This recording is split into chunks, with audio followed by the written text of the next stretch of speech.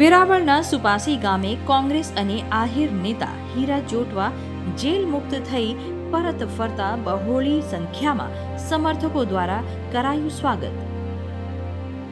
ગીર સોમનાથ જિલ્લાના કોંગ્રેસ અને આહિર નેતા હીરા જોટવા ભરૂચ મનરેગા કૌભાંડ કેસમાં 90 દિવસનો જેલવાસ ભોગવી માદરે વતન સુપાસી ખાતે પહોંચ્યા.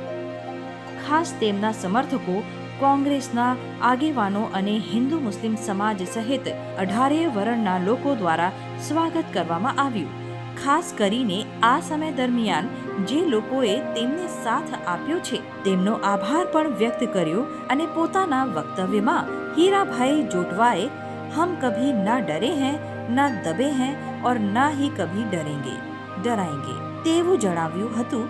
ખાસ જેલવાસ સમય તેમણે જે કહ્યું કે સત્ય પરેશાન થઈ શકે, પરાજિત ન થઈ શકે તે વાક્યને ફરી ઉચ્ચાર્યું.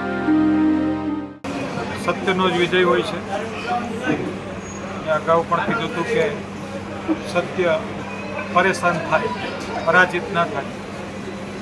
હું ન્યાયપાલિકાનો આભાર માની આ દેશમાં બંધારણ રીતે કાયદાકીય પ્રક્રિયાઓમાંથી પાસ થઈને આખે ન્યાયપાલિકા છે ન્યાય આપતી હોય છે.